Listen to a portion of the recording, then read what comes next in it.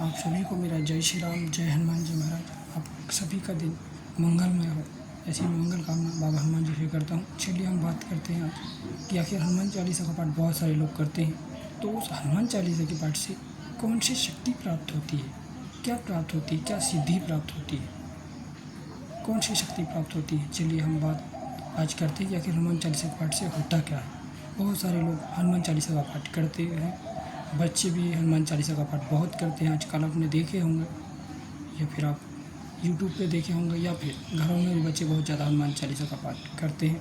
युवाओं लोग, जो युवा हैं, आज का जो यंग जनरेशन है, वो हनुमान चालीसा का पाठ करना पसंद नहीं करते हैं। आजकल के लोग जो हैं, युवा हैं, वो लोग हनुमान चालीसा का पाठ नहीं करते हैं। चलिए, और जो विवाहित हैं, वो लोग भी हनुमान चालीसा का पाठ नहीं करते। पता नहीं क्यों ऐसा भगवान से उन्हें एलर्जी सा होता है कि जहाँ भगवान का नाम, जहाँ पूजा पाठ होता है, उनको वहाँ दिक्कत होती है। चलिए हम बात करते हैं आखिर कि हनुमान चालीसा के पाठ से कौन सी शक्ति हमें प्राप्त होती है। जैसे हनुमान चालीसा के पाठ में लिखा हुआ है, बाबा तुलसीदास जी महाराज ने लिखा है कि बल बुद्धि विद्या देहु मोहि हरहु कलेश विकार। लिखा हुआ सब लोग जानते हैं।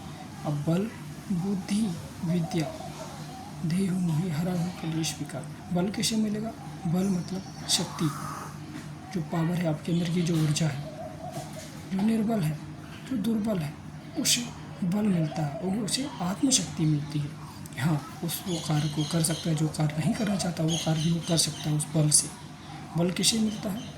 हनुमान चालीसा के पाठ से। जो लोग ब्रह्मचर्य का पालन करें, जो युवा हैं, वो लोग गंदी दृष्टि किसी माँ बहन पर ना रखें, और जो लोग विवाहित हैं, सेम उनके लिए भी वही है कि जो दूसरे माँ बहन हैं, उन पर गंदी दृष्टि आप लोग नहीं रखेंगे, ब्रह्मचर्य का अधिक से अधिक पालन करेंगे, तो आपको बल मिलेगा। ऐसे ही हनुमान चालीसा का पाठ नहीं लिखा गया है कि आप मनमाना आचरण करेंगे और हनुमान चालीसा का पाठ करेंगे और आपको सब बल बुद्धि विद्या सब मिलेगा, ऐसा बिल्कुल नहीं है। तुलसीदास जी महाराज ने ऐसे ही हनुमान चालीसा का पाठ नहीं लिखा है, तो इस बात का आप लोग ध्यान रखेंगे। बल आपको तभी मिलेगा जब आप ब्रह्मचर्य का पालन करेंगे।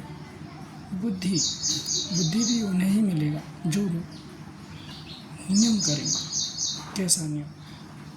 जो लोग खान पान वो अपना शुद्ध रखेंगे, जो लोग सात्विक भोजन करेंगे, तो ही आपकी बुद्धि बदल सकती है। अन्यथा आप लोग गंदा आचरण, आप तो देख ही रहे हैं अभी संसार में कितने सारे लोग, घर में तो लोग खाना ही नहीं खाते हैं, सब बाहर लोग खाना खा रहे हैं। बुद्धि उससे आएगी, जो बनाने वाला पता नहीं वो क्या सोच के बना रहा है, और उसे आप उस भोजन को आप खा करके आप सोचेंगे आप पर आपकी बुद्धि शुद्ध हो जाए या फिर आपको बुद्धि प्राप्त हो जाएगी, तो ऐसा संभव नहीं है।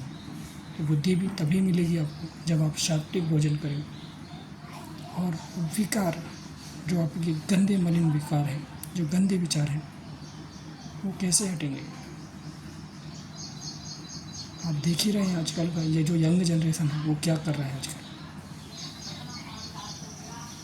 एक नहीं, दो चार चार पाँच गर्लफ्रेंड लेके घुमा रहे हैं, कभी इधर कभी उधर, गंदा भोजन, गंदा आचरण, गंदे विचार। और आजकल के लोग आप देख ही रहे हैं, मतलब छोटी छोटी बातों में भी वो गलतियों को, मतलब वो गालियों का प्रयोग करते हैं। गालियों का मतलब छोटी सी बात भी उन्हें यदि कहना है तो वो गालियों से ही संबोधित करते हैं शब्द को। तो यही तो विकार है, यही तो आपके अंदर विकार है। ये विकार जाएगा कैसे?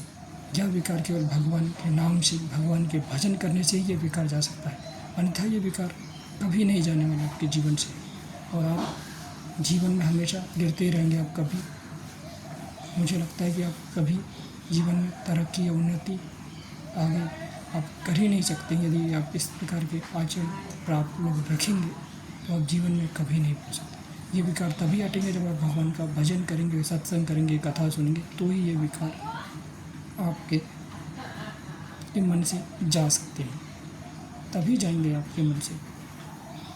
तो ये शक्तियाँ, हनुमान चालीसा की शक्तियाँ, जो शक्तियाँ हैं, वो इन्हीं सब चीज़ों पर निर्भर है।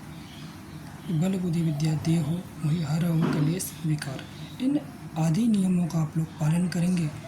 मैंने जो आपको बताया है कि बल बुद्धि विद्या देहु में हरहु कलेश विकार, ये जो मैंने 3 नियम जो आपको बताए हैं, इनको यदि आप फॉलो कर लेंगे तो आप हनुमान चालीसा पढ़िए, फिर आप देखिए हनुमान चालीसा के प्रभाव, चमत्कार देखेंगे फिर आप हनुमान चालीसा के पाठ का, और आप देखेंगे कि आखिर आपको क्या क्या प्राप्त हो रहा है हनुमान चालीसा के पाठ से।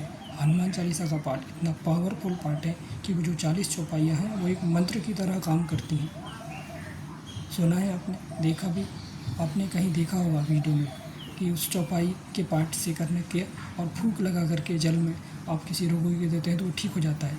तो क्या ऐसे ही ठीक हो जाता है कि आप हनुमान चालीसा का पाठ पढ़ लेंगे और फूंक लगा के दे देंगे तो हो जाएगा, ठीक हो जाएगा? नहीं, ऐसा होगा नहीं।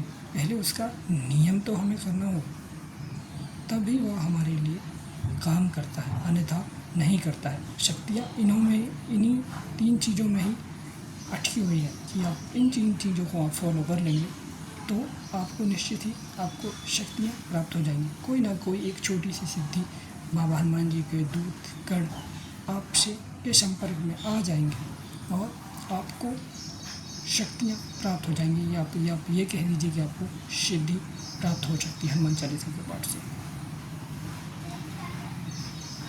तो मैंने आपको आज बताया है कि हनुमान चालीसा के पाठ से कैसी शक्ति, कौन सी शक्ति प्राप्त होती है। आप लोगों को आज मालूम चल गया होगा, तो उन नियमों का पालन करें, फिर आप निश्चित देखेंगे कि आप एक हनुमान चालीसा का पाठ भी करेंगे ना तो भी उतना ही प्रभावी होगा जितना 100 हनुमान चालीसा के पाठ के बराबर होता है। बहुत ही दिव्य और चमत्कारी पाठ है हनुमान चालीसा का पाठ। ऐसे ही बाबा तुलसीदास जी महाराज ने नहीं लिखा है, आप उसका गलत मतलब निकाल लेते हैं, इस वजह से आपको हनुमान चालीसा का पाठ काम नहीं करता है। समझ में आ गया होगा। जय श्री राम, जय हनुमान जी।